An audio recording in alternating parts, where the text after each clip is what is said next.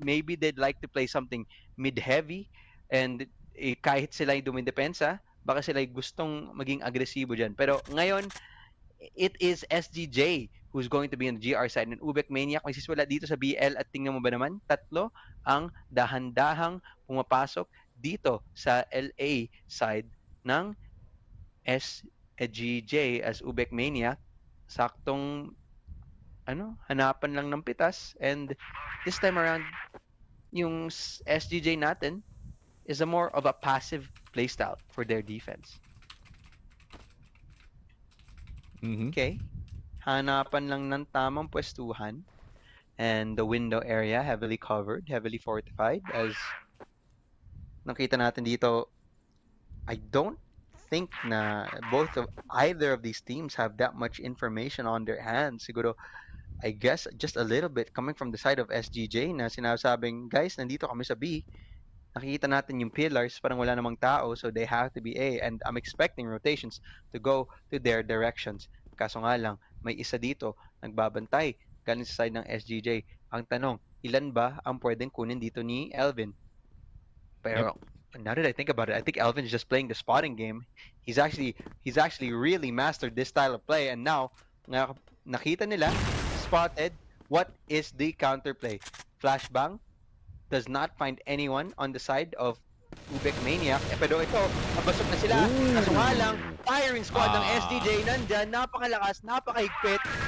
Hindi papayagan, papasukin ang mga miyembro dito ng Ubec Maniac. And they ipit na sila dito. Wala na din silang oras para makapag-rotate. And a perfect round for the side of SGJ. Interesting na hindi man lang nag-explore sa mapa dito yung Ubec Maniac. They really were intent in pushing itong LA as that 5-man, and fully knowing itong SGJ, no, napansin yata nila na wala masyadong presence sa mid, wala masyadong presence sa B, so it might be a full LA push. KLP though, good first pick off dito kay Tino, pero may nakapasok na tatlo dito sa LB side. Question is, magre-repeat pa ang mga players ng SGJ to gain that advantage back? Pero SGJ magtatago lang muna dito, no? That's a really good first pick galing kay KLP. Making it a 4v5 dito sa compound makes it a lot harder para sa mga teams natin. And pero NO, Elvin, nasa gilid. Mapapansin niya ba? Mache-check niya ba na merong nasa gilid dito na si A? Nakita niya yung baril.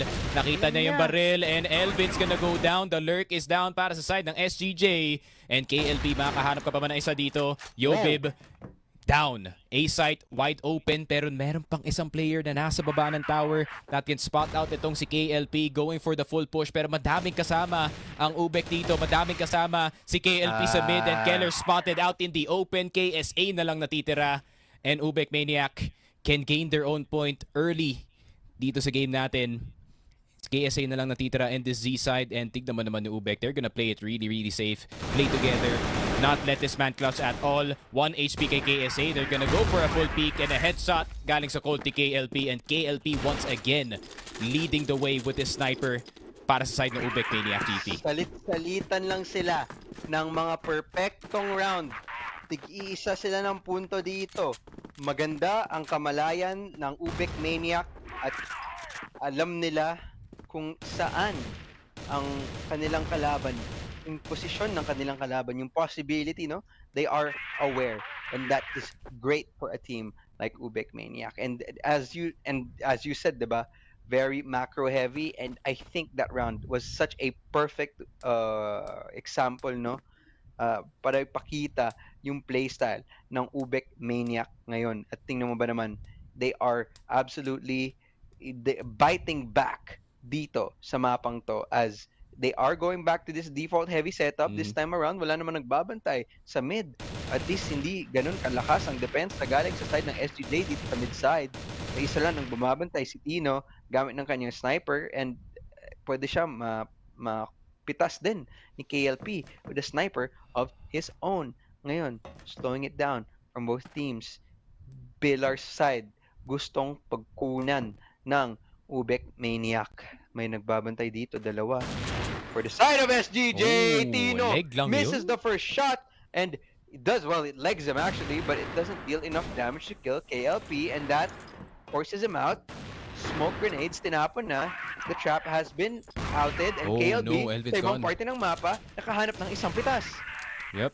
KLB, big pick off dito kay Elvin. That means the flank is gonna be safe outside the Ubec. Pero may isa pa mag-flank dito. Keller going for the push ng LA. And CA is no longer in the control ng Ubec Maniac dito. And someone is try to climb up para makakuha ng trade. Pero hanggang baril lang dito ang nakuha nila. Pero papasok na agad ang Ubec dito sa A-site. Alam nila may gap yung depensa ng SGJ. Yobe buhay na buhay pa rin. Somehow dodging yung initial shots ni Dolph X. And magpa-plant na lang yata ng C4. KLP covering the tower. Keller hindi napansin si KLP. And KLP na naman ang magpapatumba sa retake ng SGJ. Tino Teka Magic lang. is still possible though. 28 seconds left on the clock. 1 HP. Pero naka-M4 na yung dalawang players ng Ubec. This is impossible to cross. Nade in the face ni Tino but it's not gonna give him damage. Dolph J in a crossfire through C3. And an easy wallbang para dito kay Jay. Lead goes in the way ng Ubec Maniac. This is a great start para sa kanilang blacklist side. Totoo. Alam din natin, just like Mexico, yung mapang to may pagka GR sided. So, kung madami na nakuha mo ditong BL side, it's actually really, really good. Pero that's not to say na hindi ka pwede manalo galing GR. Galing BL. This map is kahit papaano, may pagka-equal sila. Pero now, SGJ holding it out. Defenses ready and loaded. Kailangan natin makapakita ng consistency galing sa kanilang sniper. BPLR contested by Ubec Maniac. At ito yung sinasabi, ang ganda ng pagka-control ng mapa na ginagawa netong Ubec Maniac, getting the right information, at kung gusto talaga nila mag-clear ng mga angulo, sabay-sabay talaga sila. And this is the teamwork that you were talking about, Sneaky, of the side of Ubec Maniac. And this time around, 1-3-1 setup naman ngayon. Iniba naman nila yung timpla ng kanilang default. Tapos ngayon, hintayan lang. Baka makapaghanap pa din to ng pitas itong si KLP dito sa mid-side. And it just comes down to, is the timing on his side? Pillars. Gustong hanapan na pinto dito ni KLP, yun kaso si lang. KSA binagsak yung pintuan na yan. Sinipa niya at sinabi niya, nandito ako pare, labanan mo ako. And this time, Ubec Maniac Keller. gusto nila pumasok dito sa crossfire ng SGJ. A perfect defensive trap na pinapakita sa atin ng mga lalaki na naka-yellow and SGJ fighting back. 2-2 score na. Yup. 2-2. SGJ Reborn. Perfect execution dito sa kanilang game plan. I think sa dyan lang talaga ibibigay. Dito yung curve control para matrap dito ang Ubec Maniac in that 4-1 push na gusto nila lang sanang gawin. KLB getting caught dito sa B site. He was supposed to be on late lurk for the B push dito ng Ubec Maniac para meron silang 2 points of attack dito sa mapa natin. And still, a really good defense. Ubec Maniac stepping into the bear trap a bit too quickly. Pero ang gandang play na ginawa doon ni Yobib to actually check, or rather si Keller actually, to check itong LB natin just in case na may player. And as soon as nakita nila na isang tao lang na naandito sa LB, they had a slight clue kung saan ba talaga papunta ang Ubec dito. Pero Tino, first kill dito kay KLP, and that's a really good pick-off para sa SGJ kasi si KLP yung pinakamalaking problema ng SGJ ngayon.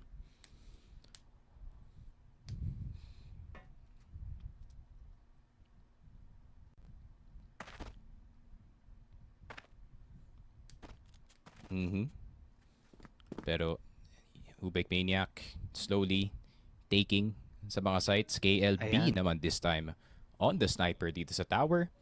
And a slow push galing kay Keller. He's done this round after round dito sa storage para lang ma-confirm na kaya nilang kunin dito yung CA. CA would be a really huge control kung makuha nga to ng SGJ. Pero tamang poke lang. They don't really have to commit to anything considering sila ang may lead in terms of yung numbers dito. Pero 50 seconds na lang. Ubec running out of time to make an execute happen. KSA at Yobib nakabantay pa rin dito sa store B. Pero sino yung mauna dito? Who is gonna die first? KSA swung. KSA with the headshot pero no. With a very quick trade. Tried to catch itong si Yobib sa loob ng store.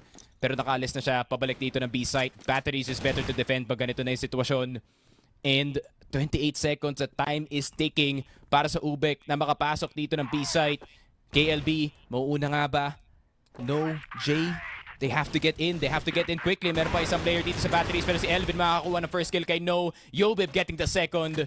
And KLB na lang with the sniper picked up from KLP. KLB with only one kill dito sa B site on the Colt. And SGJ Reborn with a point on the board.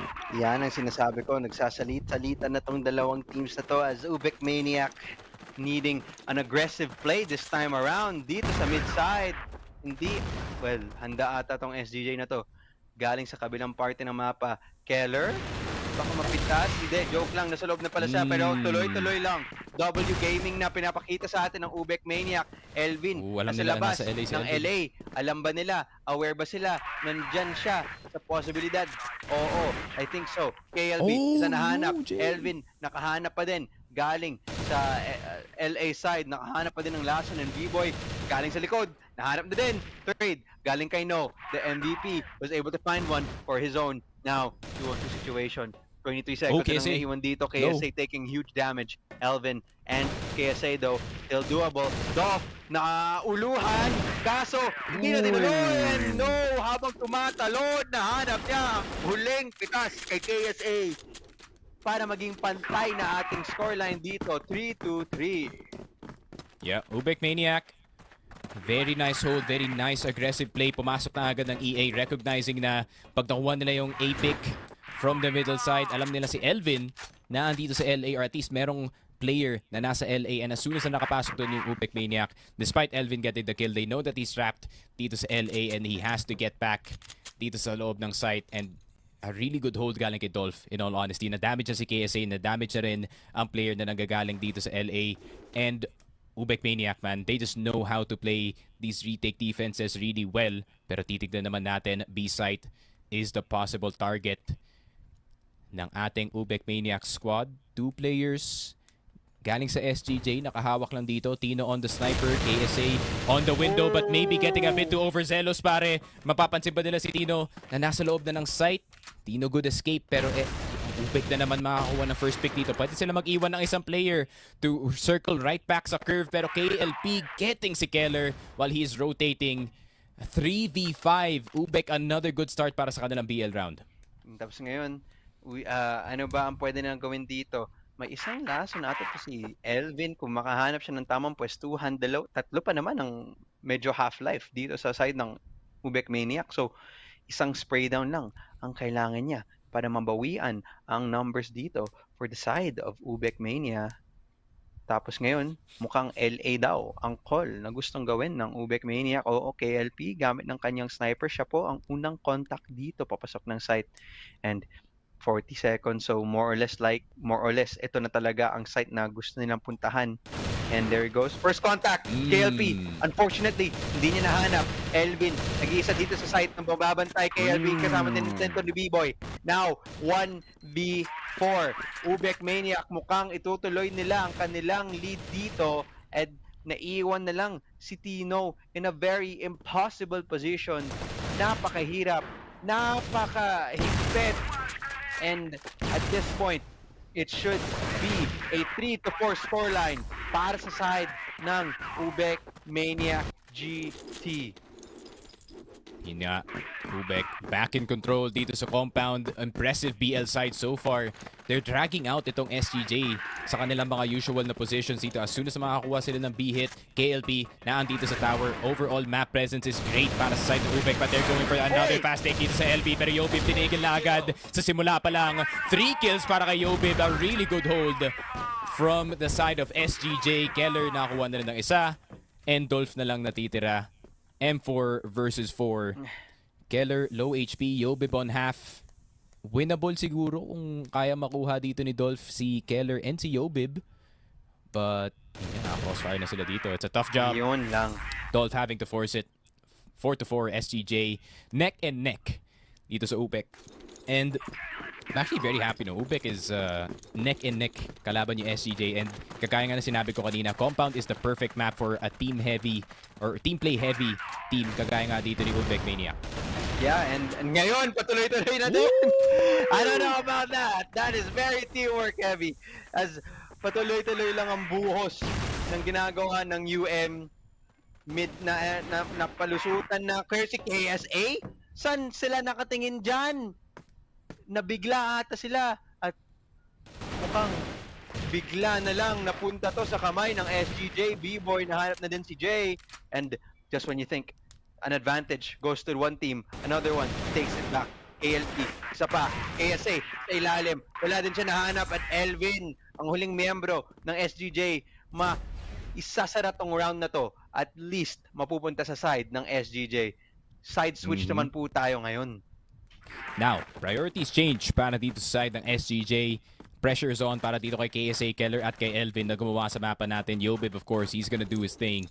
Pero Ubec, naka-double sniper sila dito. KLB at KLP.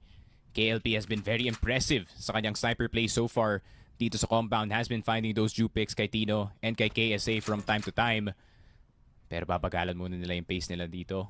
SGJ, obviously, sanay sila sa slow-paced na round and they prefer yung slow-paced na round. But Ubec has gotten them time and time again. Pero depensa naman ang kailangan gawin dito ng Ubec. Feeling ko mas prefer nga nila itong GR side ng compound in all honesty. As, you know, they are a team na gamit yung crossfire play galing sa kanila dito. Obvious naman dito sa mid. They're actually gonna let go of LA and maririnig ni Jay na may nag-flash na ng storage room dito. So they're gonna start to look sa LA just in case. Pero ang ganda ng ginagawa dito ng SCJ. They're just spreading out players. Merong isang deep sa LB, merong isang deep sa LA, and they're gonna attempt to fight itong mid. Naghihintayan na. Lumalaban na din dito sa mid side as actually rotations galing sa side ng SGJ. Papunta naman na dito sa BPLR and I think it looks like they want to execute this. Maganda ang basa nila dito. Wala na ata nagbabantay dito for the side of UM. Actually, nag-isa na lang dito sa mismong site. Si KLB. Ilan ba ang pwede niyang kunin dito? Yung buhos ng SGJ mukhang papunta na. KSA, nakahanap ng pitas. Tuloy-tuloy lang din. Maganda to para sa side ng SGJ as slowly but surely, dahan-dahan lang sila papasok dito sa site area and KLB nandyan pa din, nagbabantay. He is the one who needs to hold. 6 kills siya ngayon. Ilan ba ang pwede niyang mapitas bago mabuhos ang mga member dito ng SGJ? KLB? It's gonna be none. Kasi si B-Boy ang makakapaghanap ng unang pick-off there. No. Later. Tuloy is able to find one, but the C4 is going down and the retake is more than impossible for the side of UM. SGJ, KSA na sa kanilang likod, di nila lang namalayan. And just like that, it's going to the side of SGJ. Gusto pa nila ituloy-tuloy ang kanilang momentum pagdating dito sa second half natin. Yeah, KLB getting a bit too overzealous pare dito sa pag-defend ng B-side. I would have preferred siguro if he just stayed dito sa batteries, but at the same time, he was going for a check dito sa store B just to make sure kung doon ba talaga dadaan ng Ubec. But a 1-for-1 sa start ng round, KLB for KLB and Jay. Nakuha na rin si Elvin. 3v4 situation. Meron ng tower control si KLB pero hindi siya makakababa. Dalawang tao dito sa con mid. KSA getting si No. Dolph at Jay na-stuck na nga dito sa CB area natin. But at least nakuha nila si Yobib. So it's an equal 2v2. Alam nilang clear dito yung A-site. Pero makakabalik pa yung Ubec to react to this? Tuloy-tuloy lang ang labanan dito. Tuloy-tuloy lang ang aksyon. 2v2 situation. C4 is officially going to be planted. And it is the hard retake for the side of Ubec. Maniac is doable. Pero mahirap talaga. Okay, magandang tagos ng bala. Unang hanap. Nakahanap pa si Keller with full life. J, AK, kailangan niya ng isang bala sa ulo ng kanyang kalaban. J, nakatakas na at tagos na lang ng bala for KLR. Very well played for the side of SGJ there and they want to take this map and they want to bring us to the overtime. Keller taking advantage ng kanyang M4 dito, having the superior wallbang damage kumpara nga dito sa AK. So he was winning that situation 100% of the time. Ubec starting to fall behind in terms of the points dito sa mapa natin. And we need to see something more proactive galing sa Ubec Maniac squad. Maybe someone leading the charge with a pick-off na hindi sila mapipick at the same time. Maganda naman yung ginawa nila last round by getting si Tino down already. but I think it costed too much yung kanilang initial play sa pagkuha ng con mid. Pero Tino, nakuha na nga si No, punishing the peaker. Tino, dire-diretso lang dito sa B-site. A 1-for-1, well worth it for the IGL ng SGJ. Pero Very Jay, worth hindi nila napansin si Jay. Nakatingin sa bintana. KSA, nakuha na si Jay. So it's a 3v3. Pero matagal na makapasok ang SGJ dito sa B-site. And nakalipat na agad dito si KLP. The sniper with an angle. Pero hindi pa to i-go ng SGJ. They have plenty of time. 1 minute and 25 seconds to be exact, pare. Yes, sir. Hintayan lang. Galing sa side ng SGJ. And I really like the way they're playing this right now. Very methodical, kumbaga. Stairs. Now, umakyat to para si Dolph. Handang-handa para sa pinaggagawa ni Elvin. And that should at least give out the information na wala yung mga ibang member dito.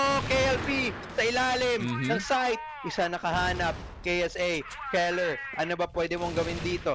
Flashbang, tinapon, paikot-ikot sila dito sa mismong site area. Pababa yung kanyang buhay. And eventually, it's too late for him. Too hard for him to clutch it out. Ubec Maniac getting a 5th round here sa ating second half. Yeah, nagiging visible na yung frustration dito ng SGJ. They know that they should be the ones closing out yung game dun sa round na yun, but then a bit too clever when it comes to their moves in and around yung mapa ng ating compound. No, nakuha na agad si Keller. That's such a huge pick-off. KLP nakuha si KSA. CA and mid dead para sa SGJ dito, pare. And it's only Elvin, Yobib at si Tino na lang natitira. Granted, they are really good players, but when it comes to the numbers don't lie. Pero Elvin gonna try to even it out, pare. It's a 4v3. Pero, yeah, SGJ is starting to lose control sa mapa natin. And Elvin just making sure na walang makakadaan dito sa LA. And all is good para sa Ubec. They can start their defense again. Yeah, tamang-tama ka dyan. Ubec Maniac with a great call to aggress. Hindi namalayan ng SGJ na ganyan na pala kabilis ang pag-switch ng kanilang bilis. At ngayon, mas lalo na sila mahihirapan makapaghanap ng tamang pwestuhan para pumasok sa kahit anong site. And that alone is so good already from the side of Ubec Maniac. C4 though, mukhang naghahanapan pa din sila. Yung kung bagay tinatawag natin play for picks, play style for right now for SGJ. Contact lang. At least find a way to somehow equalize the numbers. And mukhang SGJ, tuloy-tuloy lang. A or B? Dalawa ang direksyon na pwede nila kunin dito. At yung flashbang na yan, yung utility na ginagamit, mukhang gusto nila pumunta dito sa B area at makipag-rotate sa A. Kaso nga lang, may tao sa kanilang likod. Hindi nila namalayan. And suddenly, TNO on a 3-on-1, kahit anong kailangan pwede niyang gawin dito, liit at napaliit ang agwat ng punto dito. Isa na lang ang kailangan kunin ng Ubec Maniac para pantayin ang scoreboard. Yep, and Ubec Maniac got caught or after catching itong SGJ with their own strategy, para yung bibigay lang yung curve one player dito sa B-site and they can set up the crossfire to punish the rest of the squad ng SGJ. Pero Tino Magic starting to activate in the late rounds. Pero KLP at No na naman. KSA at Tino down. Very quick trades galing sa side ng Ubec. And it's another curve push for SGJ. Punish na agad si KLP. Pero meron pang isang player dito sa side. No is gonna get taken down as well. 2v2, not too bad. Hindi pa naman nakapasok yung SGJ. Dolph X, alam niya agad kung saan magagaling si Elvin. But Elvin hits the shot anyways. And No could have played itong batteries. Would have been a nicer hold. Pero akala niya yata mag-wrap ng RS papuntang CR into the A site itong SGJ, and he guessed wrong. And yung maganda sa'yo, Sneaky, you also put in the possible thinking that comes out from these players. Pero si KLP, umiinit! He's insane. Di natin nakita sa camera. Sana nakita natin kung gaano kalupit ang shots na yon. Okay, KLP, gusto niya ituloy-tuloy to. Now, it's coming down for the side of Ubec Maniac. Ano ba kailangan nilang gawin dito? C4 nasa kamay ng SGJ. Great start. Kailangan lang nila ipatigas palalo ang kanilang depensa dito. Kung ikaw ang Ubec Maniac, SGJ, hanap ka pa ng pitas. Mahirap. Mas mahirap gawin kaysa sa sabihin. And now, Pillars control heavily nasa side ng Ubec Maniac. LA lang ang pwede nilang pasukan dito, pero I think it's a bit of a B-split. Ang gusto nilang gawin dito, smoke grenade na dito sa kanang part ng ating mapa, wala na siya. So it is an A hit. Kaso nga lang, si KLB, nagdedepensa na. Ooh, Elvin though, di alam si Dolph, nabubuhay na! Di alam si Dolph. Di alam si Dolph. Pwede rin nang siya maghintay dito. He has find one. Talagang last member na dito si KSA. Di niya alam kung nasan na ang ibang member ng Ubec Maniac. And 8-7 scoreline. What a game indeed. This is becoming much closer and it's so down to the wire. Grabe. SGJ, they need to keep it headstrong para sa kanilang BL side. Ubec though, nararamdaman ko yung momentum pabalik na sa kanila dito. And tignan mo naman, napaka-confident ni KLP to go for that peak that Tino jumped for initially dito sa LB. Pero alam na ng Ubec na hindi magiging LB ang daan ng SGJ. Instead, it's a lot more focused dito sa CA and sa con mid, looking for any outliers dito ng Ubec. But it's a really good call galing sa kanila, sa mga A players at least, to stay a bit far back. You can defend mid from A naman. So, they're gonna be pretty much safe as of now. Pero Jay, being the most aggressive player dito sa loob ng store B, can spot out one maybe sa window. Pero, you know, keeping it disciplined. Yeah. Very tanks-like team nga. Pwede natin sabihin. Tanks-like team. I like that. I like that a lot. So ngayon, both teams, kailangan talaga nila makapaghanap ng default dito. As flash grenade, napapasok na siya. Jay, ang magwawagi. Dalawa pa actually. Gamit ng isang spray down. Tatlo! Triple kill. Gamit ng isang spray na pinapakita sa akin ni Jay. Napakatindi. KSA na nahirapan na siya dito. Parang gusto niyang The flash. makagawa ng butas dito pero bubutasin mo parang bato. Napakahirap. It is. It's pretty tough.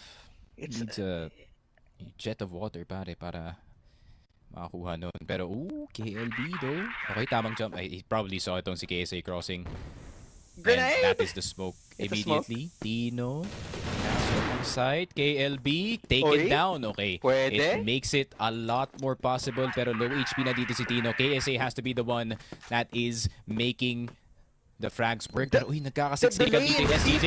They took so much time. They took too much time para i-plant. Nakapasok na yung dito sa EA. Tino nakuha na nga si No. But can he get the second one, Jay? Mapapansin na ba na meron pa tao dito sa 2F? And it's a 2v1 from KSA from 2F.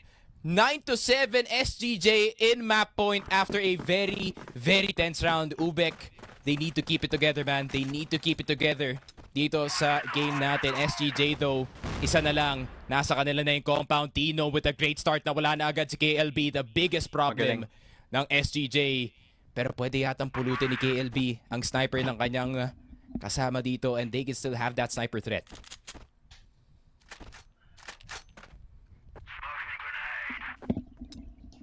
Tama. Tamang-tama. Hintayan lang. KLB, contact. And now, mid-side control. Gustong kunin ng SGJ. And it looks inevitable. Oh, no. Map 3 looks inevitable. Dolph trying his best. Pero wala siyang mahanap. Isa lang ang kanyang pwedeng ipulot. And the C4 plant. Here it is. Ano ba pwede gawin dito ng Ubec Maniac? Mukhang mahirap. And it looks like we are going to a third map here. And that would secure it for